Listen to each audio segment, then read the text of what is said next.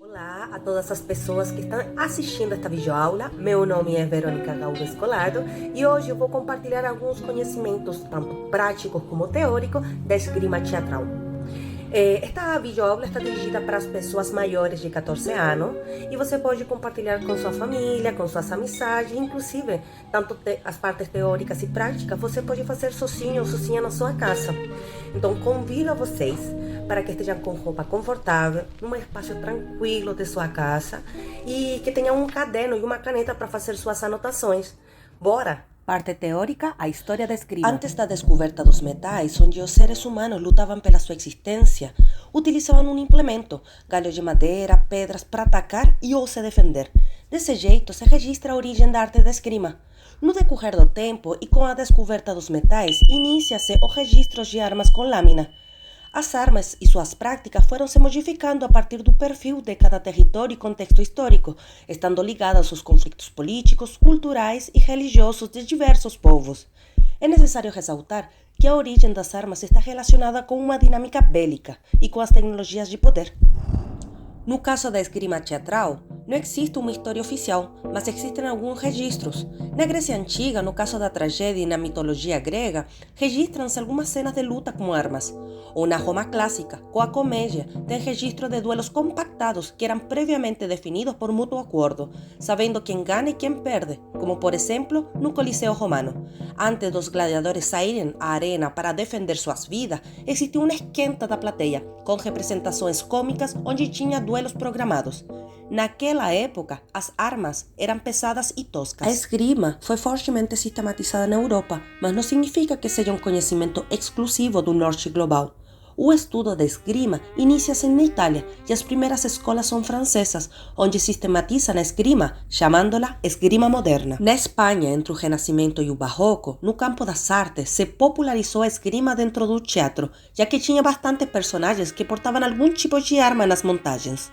Disse-se que no movimento do romantismo, a simbologia da arte dos cabeleiros fez com que a esgrima fosse adotada pela sociedade erudita, tornando-se um esporte dos gentlemen, criando no passado a falsa ideia de que a esgrima é um esporte apenas da elite europeia e começou a ser usada de forma recreativa através da esgrima esportiva, visivelmente disputada nas Olimpíadas. Podemos ver o jogo da esgrima em diversas representações teatrais, como também em espetáculos de ópera, musicais, em programas de TV, nos filmes, séries e também em referências teóricas teatrais falando do uso da esgrima dentro do teatro.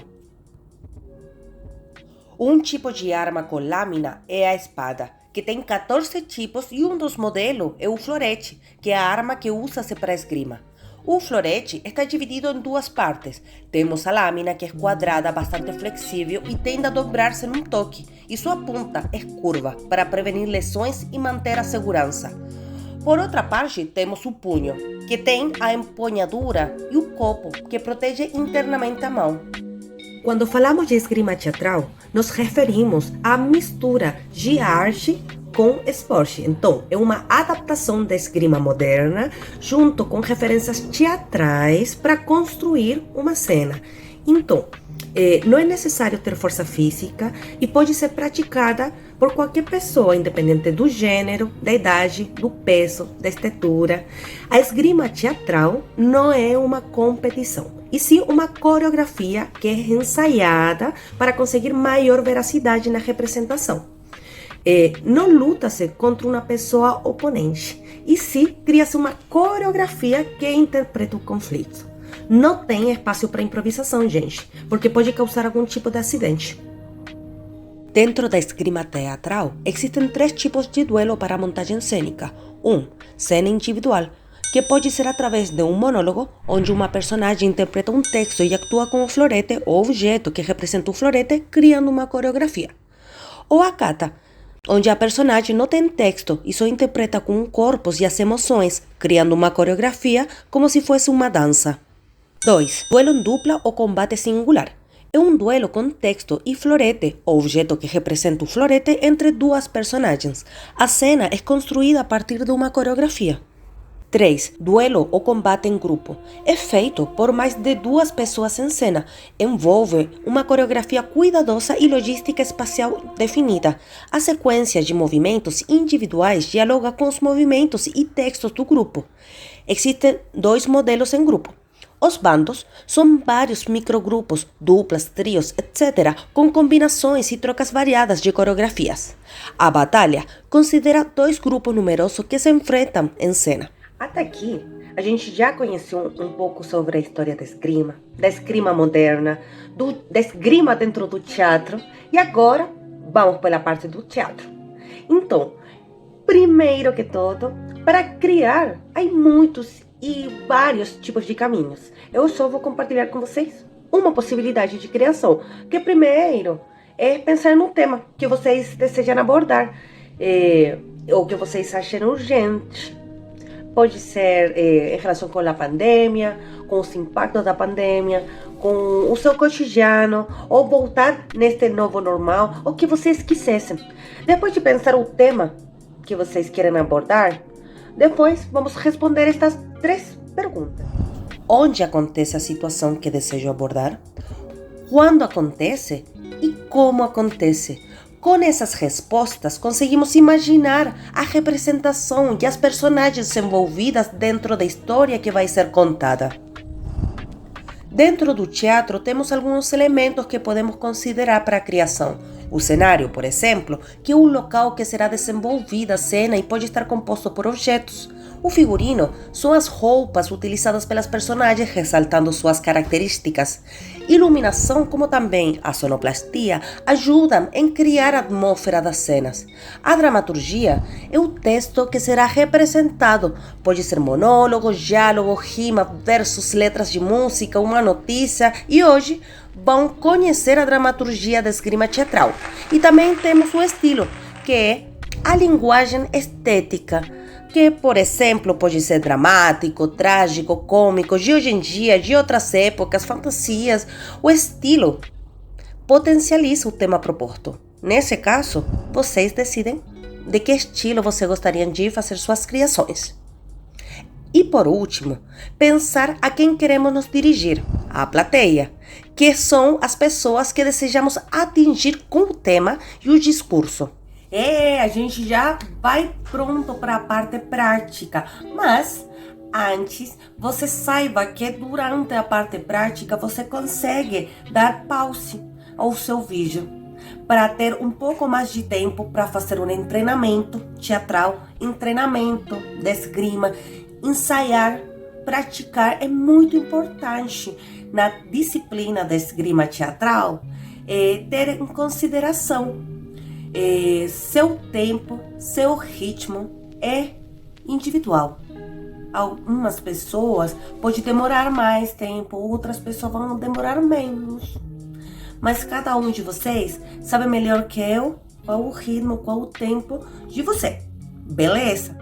Já que não todas as pessoas têm um florete em casa, eu vou convidar vocês que vão pegar um galho de madeira que seja confortável de pegar na sua mão, de sentir segurança. Se vocês não têm um galho de madeira, vocês podem ir a pegar sua colher, meter a colher, compreende? Porque é confortável também de pegar. O peso também pode ajudar para ensaiar, praticar tanto as paradas, os ataques, a guarda, a posição, a postura que deve ter a pessoa no momento de aprender a esgrima. Se vocês acham que tem outro objeto em casa que seja confortável de pegar e de ensaiar a coreografia que a gente vai chegar lá para poder praticar a esgrima teatral, também fique à vontade.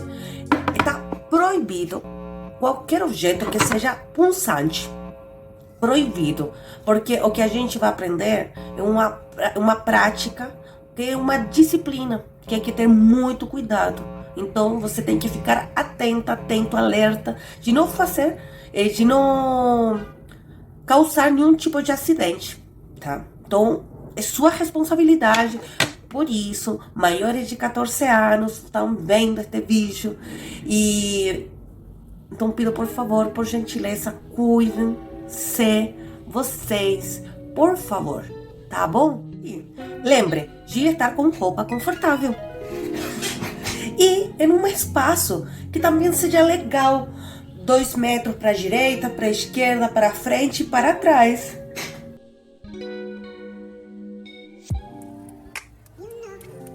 Vamos iniciar o aquecimento corporal com um banho energético. Procuraremos aquecer todo o nosso corpo, iniciando desde o topo da cabeça até chegar aos pés. Bora aí, vamos com muita energia.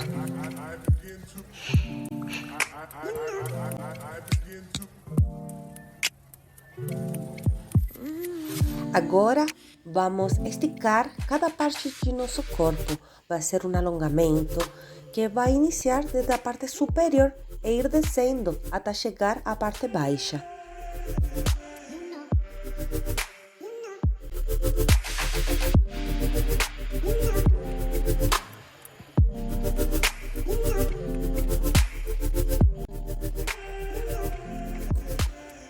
Vamos aproveitar para mexer em nossas articulações. Na parte superior, vamos ficar atentas como vamos a mexer nossas mãos, nossos braços, ombros e pescoço. Na parte inferior, a posição da pelvis, as pernas, os joelhos, tornozelos, pés, os dedos. Vamos mexer em todo o nosso corpo, em todas nossas articulações. Posições da esgrima. 1. Posição da saudação. Agora, com os nossos corpos aquecidos, vamos iniciar o treino para a esgrima. Cada pessoa vai trabalhar de forma individual, não precisa de uma dupla. Iniciaremos com a posição da saudação, que é feita antes do duelo, antes de fazer qualquer coisa. É um movimento da esgrima importantíssimo, é parte das regras e posições da esgrima. A posição dos pés é junto desde o calcanhar e aberta nas pontas, como se fosse uma V. Os joelhos esticados, quadril e barriga apertadas, peito e ombros relaxados. O pescoço esticado. É imaginar um fio puxando desde o topo da cabeça para o céu. Braços abertos. A mão, que terá o florete, pode ser à direita ou à esquerda, como fique mais confortável. Se é ambidiestro ou ambidiestra, pode escolher um lado ou aprender com as duas posições. O movimento é liderado pelo braço que porta o objeto. Posiciona-se perto do queixo, com a altura do copo do florete ou objeto de ensaio, na altura que protege a mão. Agora, realiza-se o movimento da saudação. Para frente e volta o queixo. Cruzado e volta o queixo. Aberto e vai direto à posição de investidura. Pode pausar a videoaula e repetir 5 vezes esta sequência. Então, está preparada e preparado? Em guarda! Esta posição de esgrima é chamada guarda, ou posição de combate. É o ponto de partida de todos os movimentos da esgrima. A guarda, você deve ficar de forma lateral, com seu braço dominante e que tem um objeto ou florete para frente e expondo o menos possível as partes do corpo. A base dos pés procura no equilíbrio de todo o corpo. Com seu braço dominante, direita ou esquerda, é acompanhado na frente com a perna que domina. Se o braço esquerdo, é a perna esquerda. Se o braço direito, vai com a perna direita. O pé da frente fica com a ponta para frente. E o pé, que ficou atrás, se posiciona com a ponta para fora, desenhando um ângulo de 90 graus. A distância dos pés é medida pelo calcanhar, um pé de distância. Os joelhos, levemente flexionados, devem se sentir confortável. Procurar um jogo de cintura, um movimento fluido com traspassos de peso entre os pés. Nádegas e barrigas apertadas e a cintura de lado. Da cintura para cima, oculte o alvo de ataque. Então, fique de lado. O peito de lado, os ombros relaxados e baixos. Não é altura nem tensão. O pescoço aberto, a cabeça puxando do topo para o céu. O braço que não contém objeto ou florete pode posicioná-lo de duas maneiras. A primeira é na altura, como se segurasse um boné, um chapéu. E, na segunda opção, é deixar o braço colado no corpo. No caso do braço que tem um objeto ou florete, imagine os olhos da pessoa que teria na frente e posicione a ponta desse objeto ou florete nessa altura. Se o objeto é pequeno, a distância tem que ser medida pelo cotovelo, uns 45 graus distante do corpo. A sua mão deve pegar com firmeza no seu objeto florete, mas ficar atentas e atentos para que não seja contenção. O pulso firme, seguro, os dedos olhando para dentro, não para baixo nem para cima. O dedão pode estar segurando o objeto que vai depender do diâmetro, mas sempre imaginando como se fosse a extensão de seu braço. Agora sim, fique em guarda e repita 5 vezes esta sequência. Pausa o vídeo, porque agora vocês vão repetir a sequência. Primeiro, saudação e depois ficar em guarda.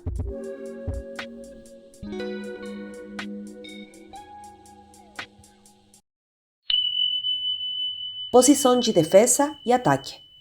Basta traçar 2 linhas imaginárias no seu tronco, dividindo em 4 regiões, 5 paradas ou posições de defesa. 2 posições de defesa inferior. Primeira parada, inferior cruzada, posição do pulso como se olhasse agora. Segunda parada, inferior aberta e com a ponta do objeto florete direcionado ao piso, aproximadamente uns 45 graus de distância, o braço em relação com o corpo. 3 posições de defesa superior. Terceira ou sexta, superior aberta, dedão da mão onde está o objeto florete, punho deve estar olhando para o centro e polegar olhando para o céu. Quarta, superior cruzada, dedos olhando para fora e polegar olhando para o céu. Se virar os dedos olhando você, fique alerta, porque essa posição do pulso pode flectar a mão e causar um acidente. Quinta parada. Sobre a cabeça, de forma horizontal, na altura da testa. Protege a nuca, como também o rosto. Os dedos olhando para frente e polegar para a cabeça. Repita 5 vezes as paradas. E agora, te convido a repetir as sequências aprendidas para não esquecer.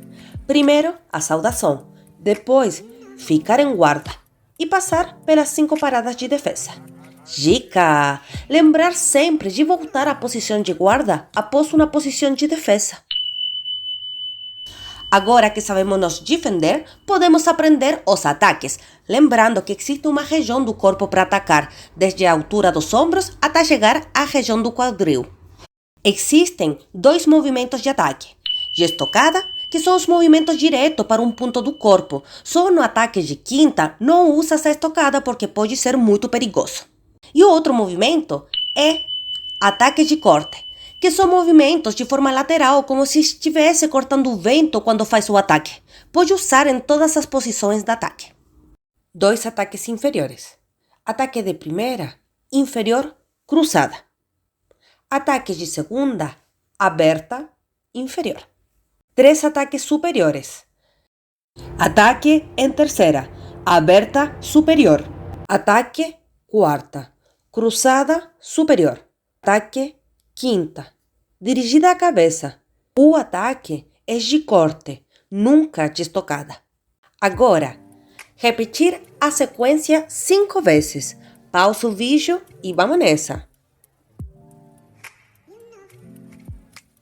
Te convido novamente a repetir as sequências aprendidas para não esquecer, lembrando sempre de voltar à posição de guarda.